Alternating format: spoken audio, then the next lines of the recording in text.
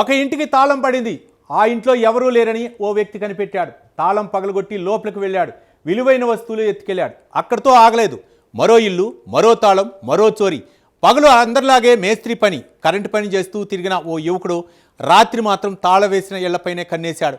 ఒకటి కాదు, రెండు కాదు, ఏకంగా 7 ఇళ్లను టార్గెట్ చేశాడు.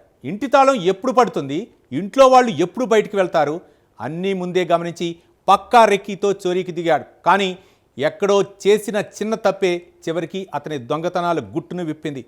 బిజినేపల్లిలో వరుస చోరీల వెనుక దాగిన ఈ 23 ఏళ్ల యువకుడి కథ ఏంటి? 7 ఇళ్లలో కొట్టేసిన సొత్తు ఎంత? పోలీసుల విచారణలో బయటపడిన షాకింగ్ నిజాలేంటి? Let's watch.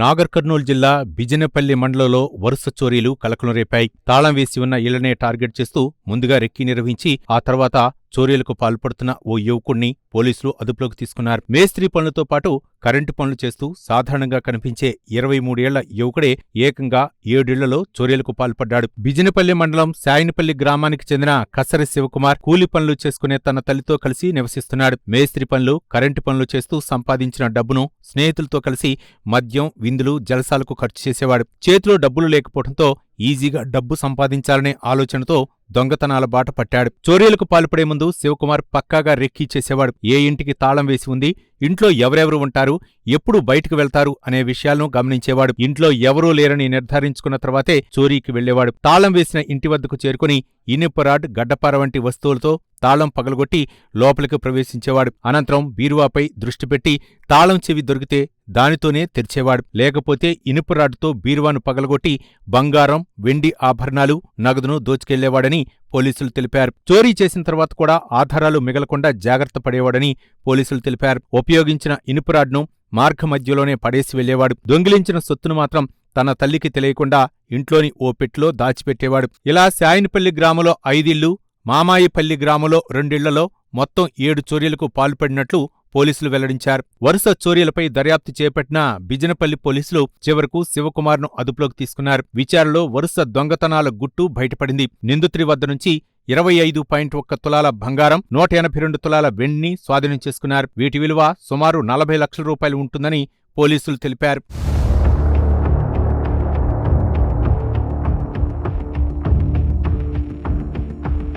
ఈరోజు ఉదయం మాకు నమోదైన సమాచారం మేరకు షాయిన్పల్లి గ్రామం, బిజినేపల్లి మండలానికి చెందిన షాయిన్పల్లి గ్రామంలో ఒక అక్యూజ్ని సరైన నమ్మకమైన సమాచారం మేరకు పట్టుకోవడం జరిగింది.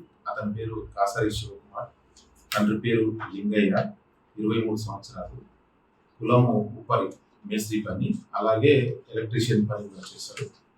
ఇతనిది షాయిన్పల్లి గ్రామమే, బిజినేపల్లి మండలం.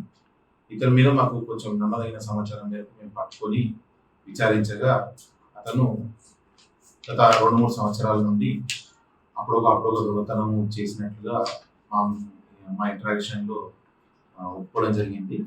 అతను మొత్తంగా బిజినేపల్లి మండలంలోనే షాయిన్పల్లి గ్రామంలో 5 ఇళ్లలో దొంగతనాలు చేసినట్టుగా ఒప్పుకోవడం జరిగింది.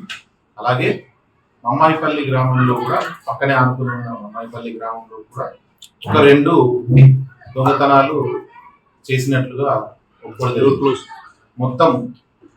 మొత్తం 7 ఇళ్లలో దొంగతనాలు చేసినట్లుగా అతను ఒప్పుకోవడం జరిగింది. అవి ఎక్కువగా హౌస్ బ్రేకింగ్, అన్ని కూడా నైట్ అండ్ డే టైంలో కూడా తాళం వేసిన ఇళ్లను టార్గెట్ చేసుకొని చూసుకొని తాళాలు పగలగొట్టేసి క్షణాల్లోనే దొంగతనం చేయడం జరుగుతుంది.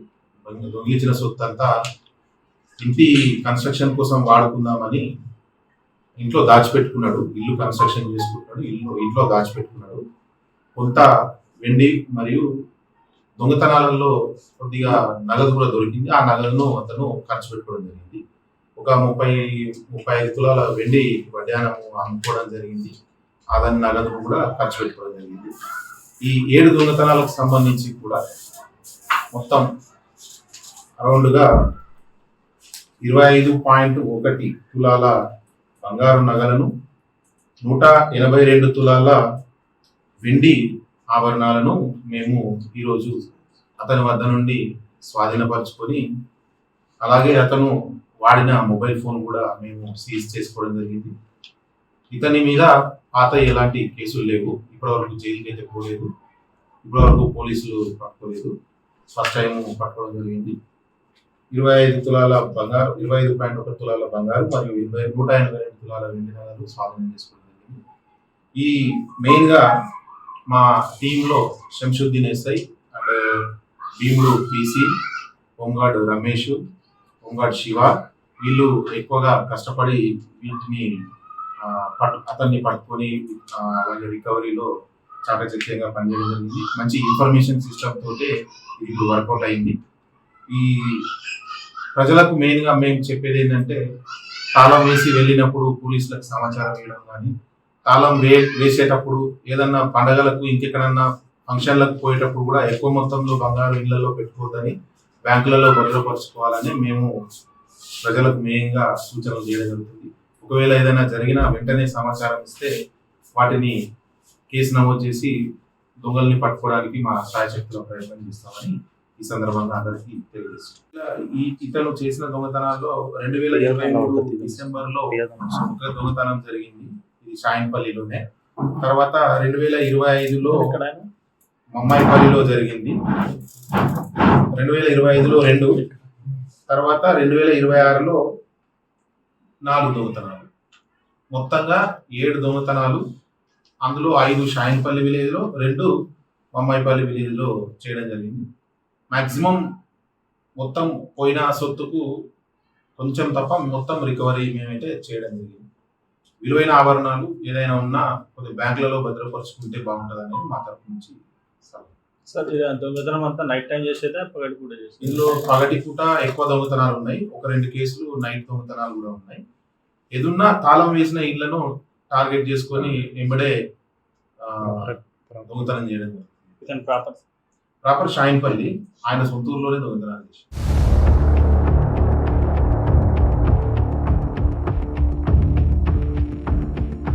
తాళం వేసిన ఇల్లు కనిపిస్తే చాలు నిశ్శబ్దంగా అడుగులు వేసే ఆ దొంగకు ఇప్పుడు అదే తాళం కటకటాలుగా మారింది. జల్సాల కోసం మొదలైన ఈ దొంగతనాల బాట చివరకు జైలుకు దారితీసింది. సాధారణంగా కనిపించే మనిషి వెనుక ఇంత పెద్ద దొంగ దాగి ఉండటం స్థానికుల్ని విస్మయానికి గురిచేసింది. వరుస చోరీలతో బయటపెట్టిన నిందితుడు పోలీసులకు ఎలా చిక్కాడు? చివరకు ఇళ్లకు తాళాలు వేసి వెళ్లేటప్పుడు మరింత అప్రమత్తంగా ఉండాల్సిన అవసరాన్ని ఈ ఘటన మరోసారి గుర్తు చేసింది.